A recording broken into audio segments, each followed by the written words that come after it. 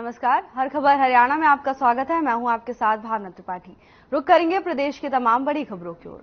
मुख्यमंत्री नायब सिंह सैनी ने केंद्रीय शिक्षा मंत्री धर्मेंद्र प्रधान से नई दिल्ली में उनके आवास पर मुलाकात की।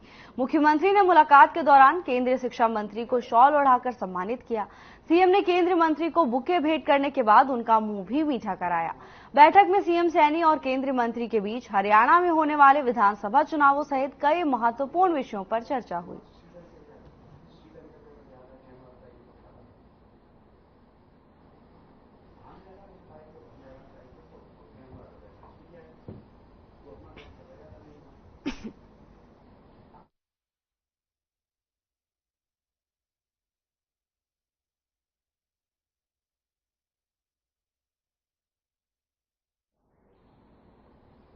इस वक्त की बड़ी खबर की ओर रुख करेंगे, जहां सीएम सैनी पार्टी पदाधिकारियों के साथ बैठक करेंगे।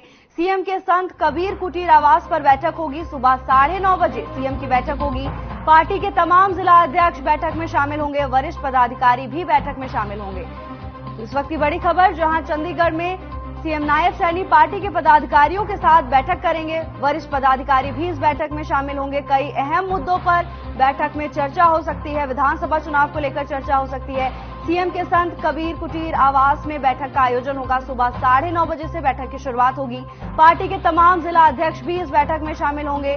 विधानसभा चुनाव को लेकर अहम मुद्दों पर इस बैठक में चर्चा हो सकती है। मुख्यमंत्री नायब सैनी की अध्यक्षता में बैठक का आयोजन किया जा रहा है। इस बैठक में पार्टी के तमाम पदाधिकारी और तमाम जिला अध्यक्ष भी शामिल होंगे। तमाम अहम मुद्दों पर इस दौरान चर्चा की जाएगी। विधानसभा चुनाव को लेकर भी बैठक में चर्चा की जाएगी। इस वक्त की बड़ी खबर, जहां चंडीगढ़ में सीएम नायब सैनी बैठक की अध्यक्षता करेंगे। सुबह 9:30 बजे से सीएम की बैठक होगी। पार्टी के तमाम जिला अध्यक्ष इस बैठक में शामिल होंगे। वरिष्ठ पदाधिकारी भी बैठक का हिस्सा होंगे। तमाम अहम मुद्दों पर चर्चा हो सकती है। विधानसभा चुनाव को लेकर भी चर्चा हो सकती है। इनेलो महासचिव अभय चौटाला ने अंबाला पहुंचे, जहां उन्होंने बीजेपी सरकार पर तंज कसते हुए कहा कि लोगों ने अब बीजेपी को सत्ता से बाहर करने का मन बना लिया है। इंडी गठबंधन इनेलो को शामिल करता तो 10 की 10 सीटें जीतते। वहीं भूपिंदर हुड्डा की घोषणाओं पर अभय चौटाला ने सवाल खड़े करते हुए कहा कि हुड्डा जब 10 साल मुख्यमंत्री थे तो कहां थे, उन्होंने ये काम क्यों नहीं किए।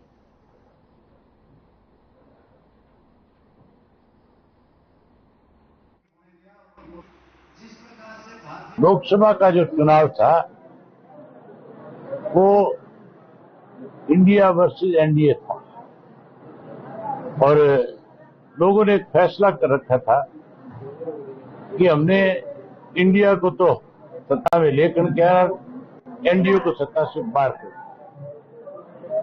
भारतीय जनता पार्टी जो 400 पार का नारा दे रही थी वो 241 पे आकर के रुकी। ये 241 से 5 और कम हो सकती थी हरियाणा में। देने के लिए आता कि विपरीत परिस्थितियों में हरियाणा तीसरी ताकत बनेगी। कुरुक्षेत्र हरियाणा के खेल एवं पर्यावरण मंत्री संजय सिंह ने पिहोवा के गांव स्योंसर में स्थित जंगल का औचक निरीक्षण किया। जंगल में खामियां पाए जाने पर अधिकारियों को निर्देश भी दिए कि वो जल्द से जल्द इन खामियों को दूर करें। खेल एवं पर्यावरण मंत्री संजय सिंह ने फॉरेस्ट रेंज अधिकारी अजय नैन को सस्पेंड करने के आदेश दिए। खेल एवं पर्यावरण मंत्री संजय सिंह ने पत्रकारों से बातचीत करते हुए कहा कि हरियाणा के मुख्यमंत्री नायब सिंह सैनी ने उनको ज्यादा से ज्यादा पेड़ और पौधे लगवाने और जंगलों में उचित व्यवस्था हो, इसको लेकर आदेश दिए हैं, जिसको लेकर वो पिहोवा के गांव स्योंसर में स्थित जंगल का निरीक्षण करने के लिए पहुंचे थे। और पिछले काफी समय से उनको एक अधिकारी के खिलाफ शिकायतें भी मिल रही थी, जिसको लेकर उन्होंने ये निरीक्षण किया। उन्होंने कहा कि कई खामियां मिलने पर फॉरेस्ट रेंज अधिकारी अजय नैन को सस्पेंड करने के आदेश भी दिए हैं और उसकी जांच करने के भी आदेश दिए हैं और जब तक उनकी जांच चलेगी तब तक वो सस्पेंड रहेंगे।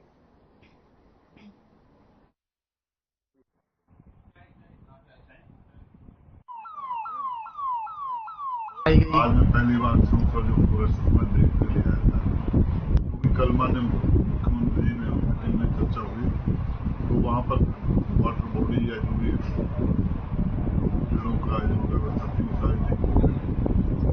कई जगह वो डिपार्टमेंट ने अच्छा काम भी किया है। हमने कई जो फॉरेस्ट लगाए हैं वो भी हमने देखे। बहुत से पेड़ अच्छे भी हैं, लेकिन ज्यादातर मात्रा जो पीक है वो ज्यादा पाएगी।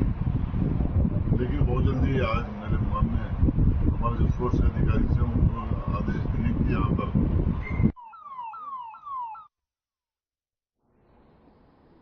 खबर यमुनानगर से है, जहां इंडियन नेशनल लोकदल के नेता अभय सिंह चौटाला का कहना है कि हरियाणा में विधानसभा चुनाव में लगभग 1 दर्जन राजनीतिक और सामाजिक दल इनेलो का समर्थन देंगे और इनेलो भारी बहुमत से अपनी सरकार बनाएगी। यमुनानगर में इनेलो के राष्ट्रीय प्रवक्ता अश्विनी दत्ता के निवास पर मीडिया से बातचीत करते हुए इनेलो नेता अभय सिंह चौटाला ने कहा कि हरियाणा में 10 साल हुड्डा ने प्रदेश को लूटा है। बीजेपी ने 10 साल तक प्रदेश के हर वर्ग को परेशान किया। अब प्रदेश में इनेलो प्रदेश में सरकार बनाएगी और लोगों का भला करेगी। इनेलो नेता ने कहा कि बीजेपी 400 पार का दावा कर रही थी। हरियाणा में भी बीजेपी और कांग्रेस 10 सीटों का दावा कर रहे थे। उन्होंने कहा कि बीजेपी देश में ऐसी व्यवस्था लाना चाहती थी कि संविधान को बदल दिया जाए और बीजेपी के अलावा कोई सरकार न बन सके, लेकिन लोगों ने इसे नकार दिया। उन्होंने कहा कि ये चुनाव एनडीए वर्सेस इंडी गठबंधन था, जिसमें दोनों दलों को 5-5 सीट मिली।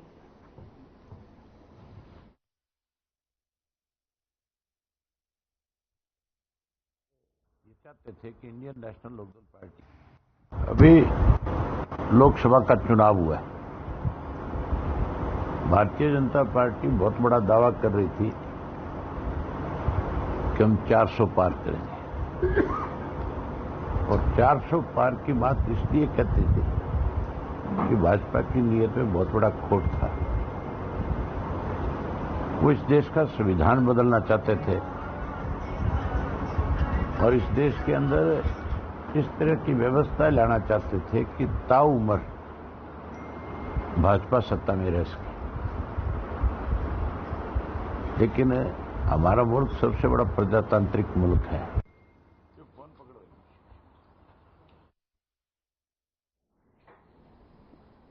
सोनीपत में बदमाशों के हौसले बुलंद हैं। खरगोन क्षेत्र के आईएमटी में 3 युवकों ने नीलगिरी कंपनी के मालिक से 50 लाख रुपए की फिरौती मांगी है। वारदात को अंजाम देने वाले 3 युवक गाड़ी में सवार होकर आए और वहां तोड़फोड़ भी की। इतना ही नहीं, बदमाशों ने फिरौती नहीं देने पर बुरा अंजाम भुगतने और गोली मारने की धमकी भी दी। सूचना मिलने पर CIA ACP Virendra Kumar, Kharkhauda ACP Jeet Singh Beniwal मौके पर पहुंचे। पुलिस का कहना है कि शिकायत के आधार पर केस दर्ज कर लिया गया है।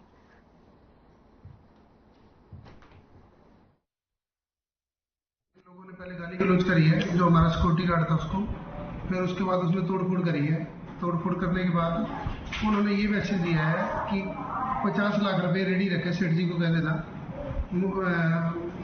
50 लाख रुपए रेडी रखे, 50 लाख रुपए नहीं दोगे तो इससे बड़ा कांड होगा, गोली मार देंगे। सब पुलिस को शिकायत दे दी है। सारे जो बड़ी अधिकारी है हरियाणा पुलिस के, सारे लोग बड़े अफसर यहाँ आए थे मौके पे। नीलगिरी फैक्ट्री के जो गार्ड हैं उन्होंने बताया, इनके ओनर को बताया कि रात को जो है 3 जो है आदमी आए और उन्होंने जो है आके यहाँ जो है गाड़ी गलौज वगैरह की और फिर जो है अंदर जो है शीशे को जो है पत्थर मार के उन्होंने तोड़ दिया है। उनका ये भी कहना है कि भाई उन्होंने फिरौती मांगी है। तो अब जो है इसमें फर्दर इनसे जो है एक बार पूछताछ उनसे की है, ये एप्लीकेशन वगैरह मूव करेंगे, उस पर जो है जो भी एफआईआर वगैरह करने के बाद जो है फर्दर इन्वेस्टिगेशन करेंगे। फर्दर इन्वेस्टिगेशन पे जो चीजें आएंगी वो आपके सामने आ जाएंगी। जो चीज है वो उसमें डेफिनेटली एक्शन होगा। हरियाणा में होने वाले विधानसभा चुनाव को लेकर सभी पार्टियों ने तैयारियां शुरू कर दी हैं। एक तरफ जहां कांग्रेस ने कार्यकर्ता सम्मेलन अभियान शुरू कर दिया है, तो वहीं दूसरी तरफ बीजेपी ने भी चुनाव को लेकर कमर कस ली है। बीजेपी ने हरियाणा विधानसभा चुनाव को लेकर प्रभारी और सह प्रभारी की नियुक्ति कर दी है। बीजेपी ने केंद्रीय मंत्री धर्मेंद्र प्रधान को चुनाव प्रभारी, जबकि विप्लव देव को सह प्रभारी बनाया है।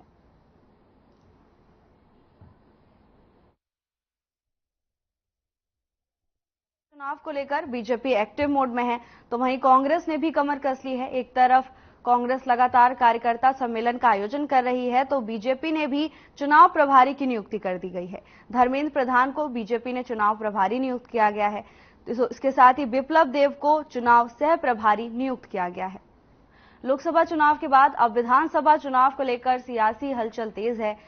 सभी दलों ने कमर कस ली है, सभी जमीनी स्तर पर उतरकर काम करने में जुट गई हैं। एक तरफ जहां लगातार कार्यकर्ता सम्मेलनों का आयोजन हो रहा है, तो वहीं दूसरी तरफ बीजेपी ने भी चुनाव प्रभारी की नियुक्ति कर दी है। धर्मेंद्र प्रधान को चुनाव प्रभारी बनाया गया है, तो वहीं बिप्लब देव को चुनाव सह प्रभारी नियुक्त किया गया है। कुरुक्षेत्र पहुंचे सीएम नायब सैनी ने कहा कि बीजेपी विधानसभा चुनाव तीसरी बार पीएम मोदी के नेतृत्व में जीतने वाली है। इसके साथ ही उन्होंने बहुमत का दावा भी किया। इसके साथ ही उन्होंने कहा कि क्योंकि कांग्रेस ने झूठ बोलकर दुष्प्रचार कर लोगों के बीच भ्रम फैलाया कि मोदी तीसरी बार पीएम बने तो संविधान बदलने के साथ साथ आरक्षण भी समाप्त हो जाएगा। अब इसका पर्दाफाश किया जाएगा। उन्होंने कहा कि लोकसभा चुनाव में कांग्रेस ने बीजेपी से ज्यादा वोट लिया, लेकिन समीकरणों में सीटों में कुछ कमी जरूर हुई है। अब कार्यकर्ता मजबूती से काम करेंगे ताकि विधानसभा चुनाव में कोई कमी पेश न रहे।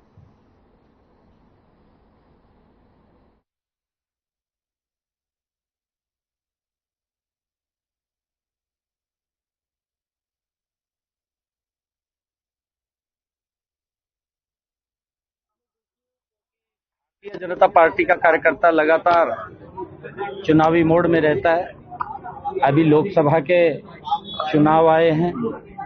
लोकसभा के चुनाव के अंदर भारतीय जनता पार्टी ने कांग्रेस से ज्यादा वोट लिया है। कई बार समीकरण बन जाते हैं, समीकरणों के अंदर हमारी सीटें कम हो गई हैं पिछले 2019 के चुनाव की बाबत, परंतु हमारा कार्यकर्ता मजबूती से और कांग्रेस के उस झूठ को जो लगातार वो फैलाने का काम कर रहा है और झूठ बोल करके लोगों के बीच में वो गुमराह की स्थिति पैदा करता है कि इस प्रकार का भ्रम फैलाया गया कि अगर मोदी जी तीसरी बार प्रधानमंत्री बनेंगे तो संविधान आरक्षण को खत्म कर देंगे। इस प्रकार का झूठ बोल करके उन्होंने वोट लेने का काम किया, परंतु जो मोदी जी ने पिछले 10 वर्षों में काम किए हैं, हम उन कामों के बल के ऊपर लोगों के बीच में जाकर के उस झूठ का पर्दाफाश करने का काम करेंगे और विधानसभा के चुनाव के अंदर बहुत बड़े मैंडेट से तीसरी बार नरेंद्र मोदी जी के नेतृत्व में हरियाणा में भी भारतीय जनता पार्टी की सरकार है। देखिए, पार्टी के कार्यकर्ता हैं, सभी काम कर रहे हैं। जो भी पार्लियामेंट्री बोर्ड तय करेगा वो आ जाएगा। 30 तारीख को केजरीवाल आ रहे हैं। दिल्ली सरकार कह रही है कि अभी तक पानी को लेकर काफी हाहाकार मची हुई है, पानी नहीं दे रहा हरियाणा। हम उनको पूरा पानी दे रहे हैं, परंतु मैं ये कहना चाहूंगा कि वो अपने गिरेबान में जाके जो उन्होंने वायदे जनता के साथ किए थे उसकी तरफ तो उनका ध्यान नहीं है। भ्रष्टाचार के ऊपर ज्यादा उनकी नजरें टिकी हुई हैं। भ्रष्टाचार से नजरें कम करके लोगों के विकास की सुविधाओं की तरफ उन्होंने नजर फेरनी चाहिए दिल्ली के अंदर। और जो डिस्ट्रीब्यूशन पानी का है, उन्होंने सोचना चाहिए था कि हम 10 वर्षों से दिल्ली के अंदर वहां पर काम कर रहे हैं, उसका डिस्ट्रीब्यूशन ठीक चला जाए, उसकी तरफ तो काम नहीं किया। झूठा आरोप लगा करके कि पानी कम दे रहे हैं। अरे पानी तो जितना हम पहले दे रहे थे उससे सोया पानी देने का काम कर रहे हैं। दिल्ली के लोग हमारे सम्मानीय वो लोग हैं और उनको कोई दिक्कत आती है, हमें दिक्कत आती है, परंतु जिस प्रकार से वहां की सरकार ने झूठ बोल करके लोगों को सुविधा नहीं दी, सिस्टम को खड़ा नहीं किया, भ्रष्टाचार के अंदर लिप्त रहे हैं, मैं वहां के लोगों को कहूंगा कि ऐसे लोगों के इस चेहरे से नकाब उतारने का काम करें।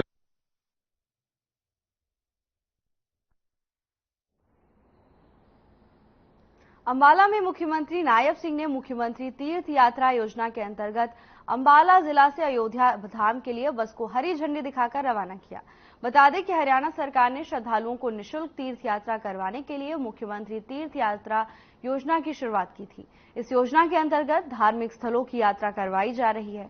बता दें कि इस योजना का लाभ लेने के लिए आयु 60 साल से अधिक होनी चाहिए और परिवार की आय 1,80,000 रुपए से अधिक नहीं होनी चाहिए।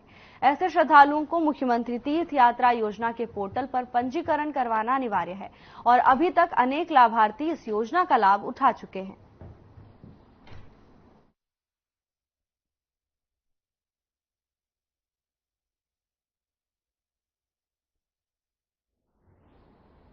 अंबाला से सीएम नायब सैनी ने मुख्यमंत्री तीर्थ यात्री योजना के अंतर्गत अयोध्या के लिए बस को रवाना किया।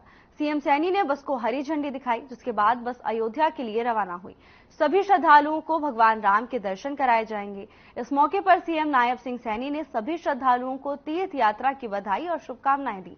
इसके साथ ही कहा कि अंबाला मां अंबा की नगरी है, वहां से श्रद्धालु राम मंदिर दर्शन के लिए जा रहे हैं। ये बहुत ही खुशी की बात है। वो उनकी अच्छी यात्रा की कामना करते हैं। इस यात्रा के लिए 42 श्रद्धालुओं का जत्था रवाना किया गया है। श्रद्धालुओं ने भी सरकार की इस पहल को लेकर खुशी जाहिर की है।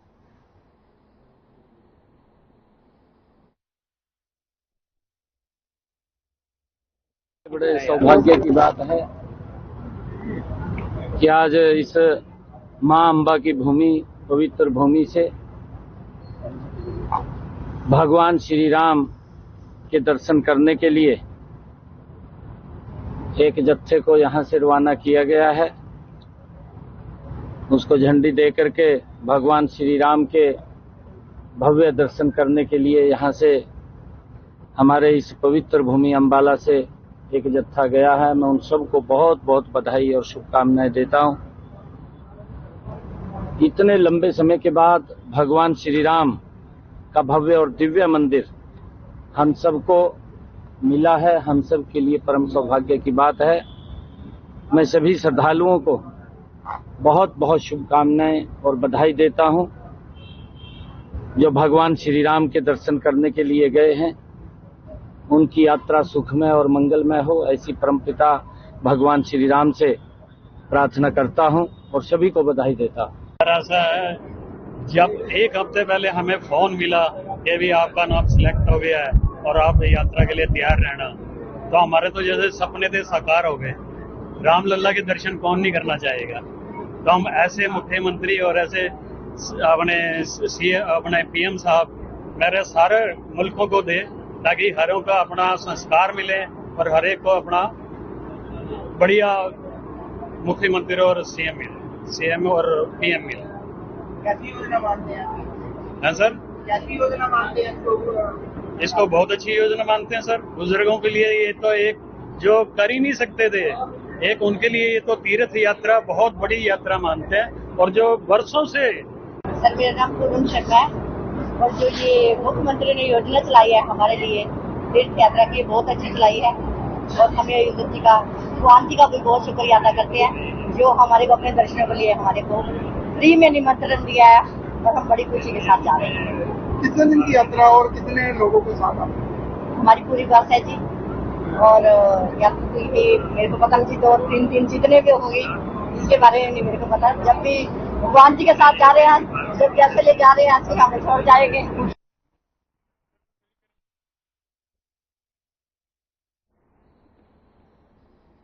फरीदाबाद से बीजेपी प्रत्याशी कृष्णपाल गुर्जर ने लोकसभा चुनाव में तीसरी बार जीत के हैट्रिक लगाने के बाद जनता के लिए धन्यवाद समारोह का आयोजन किया। इस मौके पर कार्यक्रम में हजारों की संख्या में इलाके के लोग पहुंचे और कृष्णपाल गुर्जर से मुलाकात कर उनको जीत की बधाई दी। इस मौके पर कार्यक्रम में पहुंचे बीजेपी के विधायक और नेताओं ने कहा कि ये बीजेपी की नीति है जो जनता के बीच में जीतने के बाद भी नेता लगातार बने रहते हैं।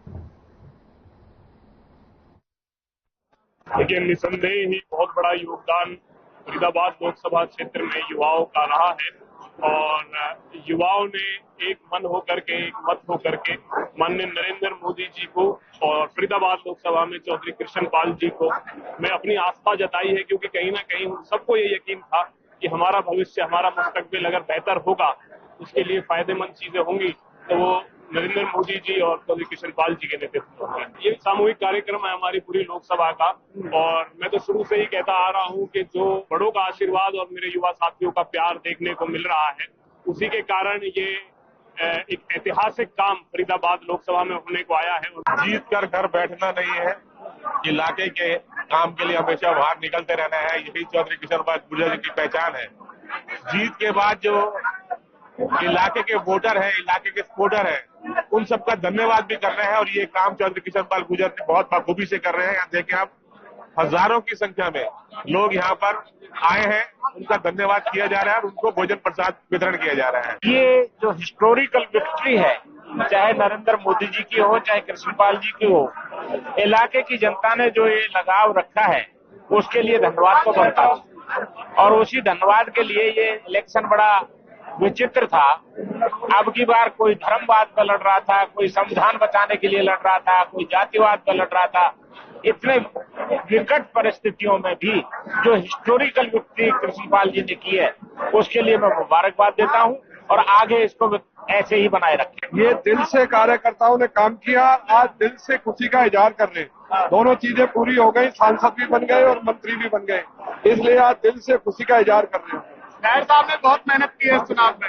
मेरी मेहनत हमेशा रहती है, मैं धर्म पर चलने वाला व्यक्ति हूँ, धर्म के साथ रहता हूँ, मेरा धर्म था मेहनत करने की। सभी कार्यकर्ताओं को, सभी फरीदाबाद लोकसभा क्षेत्र के कार्यकर्ताओं को, यहाँ की जनता का, यहाँ के मतदाताओं का बहुत बहुत धन्यवाद, अभिनंदन। और आज हमारे माननीय मंत्री चौधरी कृष्णपाल गुर्जर जी ने सभी क्षेत्र के सभी अपने मतदाताओं का, लोकसभा क्षेत्र के मतदाताओं का, कार्यकर्ताओं का यहाँ आज धन्यवाद अभिवादन कार्यक्रम रखा है। आप देख रहे किस तरीके का उत्साह और जोश। देखिए, चौधरी कृष्णपाल गुर्जर 3 बार विधायक, तीसरी बार आज सांसद बनके केंद्र सरकार में मंत्री बने हैं। तो माननीय मंत्री जी ने पलवल फरीदाबाद की जो लोकसभा के अंदर जिन लोगों ने मंत्री जी का कर्मठ रूप से साथ दिया, उन सबको एक आग्रह किया कि आज शहर के हर मतदाता को मैं आग्रह करता हूं कि मेरे साथ प्रीति भोज में शामिल होंगे। और आप देख रहे हैं उनके बुलावे पर सब लोग आप उनके साथ मौजूद।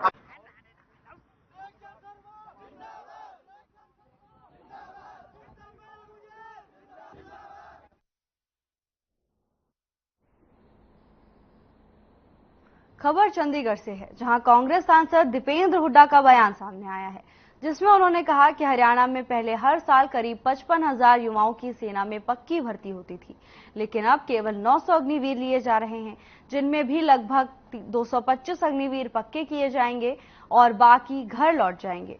मोदी सरकार ने सेना में ऐसी स्थिति ला दी है।